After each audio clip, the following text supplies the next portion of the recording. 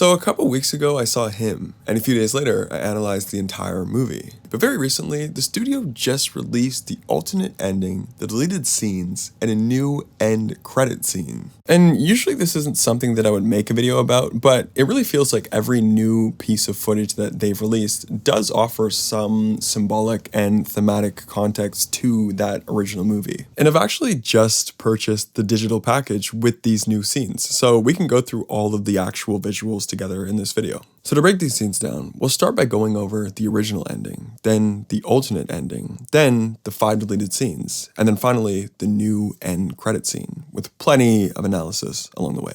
Hope you enjoy. So just to debrief, let's very quickly go over the original ending. So at the end of day 6 of Cam's 7-week training program titled Sacrifice, Cam attends a party with Elsie and the executives who plan to sign him to Isaiah's football team, the Saviors. When the party's over, the night of day 6 just carries into the morning of day 7, so we don't really get a title for day 7. More importantly, and symbolically, we don't get a title for this day because this is the day that Cam breaks free from that initial temptation of signing himself over. Next, he defeats Isaiah in a fight, symbolizing the rising prodigy succeeding the fading legend. And when he walks out onto the field to sign himself over to the executives, he actually refuses and kills them all, symbolically accepting a life of independence, reclaiming his humanity, self-control, and freedom.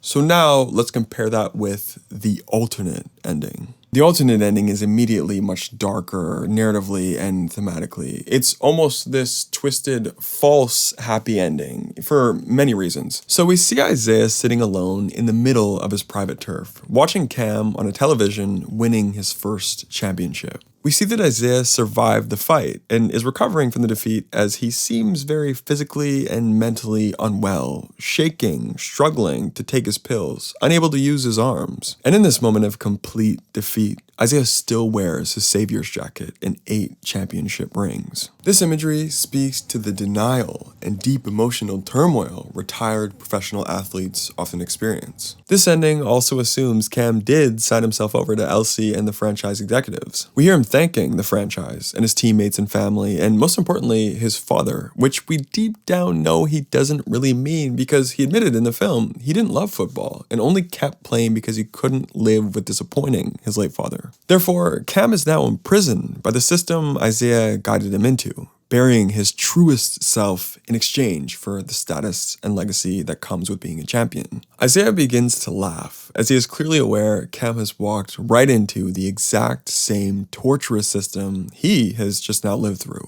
And very suddenly, Isaiah begins to cry, realizing he's given up everything, and now, having faded into obscurity, has absolutely nothing. We see the facility light above his head very closely resemble a halo, signifying his death as a champion and the end of his contract under this theoretical devil, which is the professional football industry. And the scene ends with Isaiah blowing out the scene like a candle. It's the tragic end of his story, working one's entire life for the short period of an athletic pinnacle, out like a light before you can even see it coming. And the last thing I'll say on this is, I know some people online have been saying that this ending betrays the core message of the film because Cam does, in this case, eventually sign himself over. But I would say it still captures the concept just in a much more harsh and unapologetic way. It's such a twisted, falsely happy ending, as I mentioned before. It's the darker, cynical route to capturing the endless cycle of commodified athletes, which I can appreciate.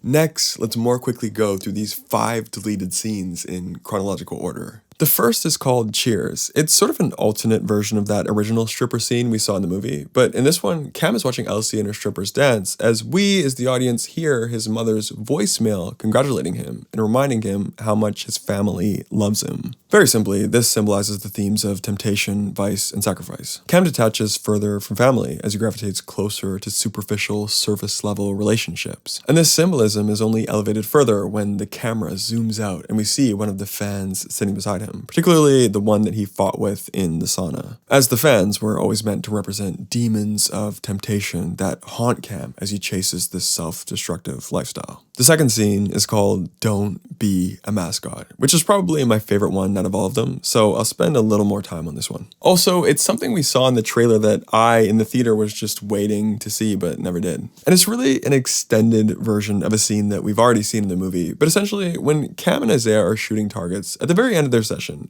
Cam and Isaiah shoot a mascot dummy, which is like this cartoonish man in a medieval knight's costume. Cam walks up to it and notices it bleeding. Then suddenly, he removes the mascot head and realizes it's him wearing the knight costume. Of course, this is a delusion because he's literally looking at himself, but it symbolizes the alternate life that he may live if he refuses the lifestyle of a champion. He and his mascot self look at each other and laugh, but eventually Cam starts to cry. The mascot self serves as a reminder of the part of himself he is killing, the part of him he is leaving behind, who he at first laughs with, entertaining the perceived impossible idea of him failing, but then is mortified by recognizing the regret of continuing to chase the dream he never really wanted, only to satisfy his late father. The third is called The Publicist. In the middle of the photo shoot with The Publicist, Isaiah comments on Cam's skin color, explaining how he's more palatable to a public audience who often prefer lighter-skinned black people on screen rather than much darker skin. He compares Isaiah to a pancake with that same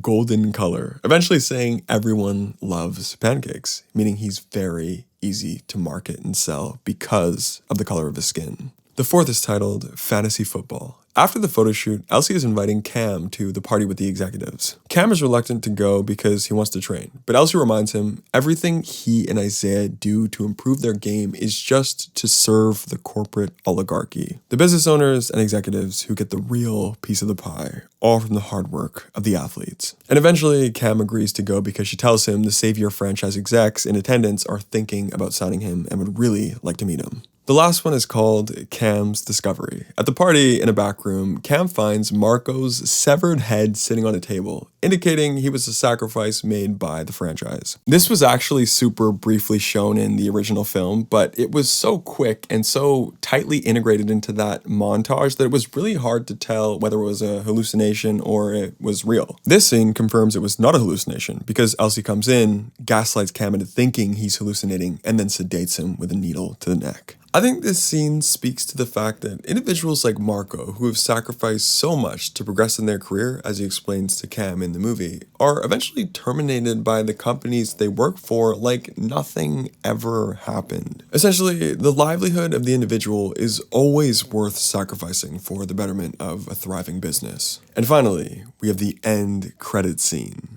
And what's kind of exciting here is the very first thing we see is the name of day 7 out of, the 7 days that were displayed in the film up to day 6. In this case, we get the title. And this one is called Day 7 Resurrection. And it makes even more sense why that original ending didn't give us the name for this day, Day 7, because Cam rejected that path. He refused to be the reincarnation of Isaiah, or a resurrection of his former self. In this case, he's accepted. So pretty obviously, this credit scene is meant to add on to the alternate ending, because here we see Cam celebrating with the saviors in the locker room after that speech we saw in that alternate scene. We hear the commentators say he left them a note to tell the viewers he wants to thank his mentor, Isaiah White. And at the very end of this scene, we and Cam once again see the football spinning upright, just as it did when Cam was first attacked by the mascot in the original movie. This eerie finale symbolizes the ongoing cycle that in this case he has now agreed to become a victim of. Cam will now forever be haunted by the demons of the life he chose, just like the mentor he thanks in the final lines of this scene. Having taken this alternate path, the dark forces of vice, sacrifice, temptation, solitude, and self-destruction will follow him all the way to the bitter end of his invaluable legacy.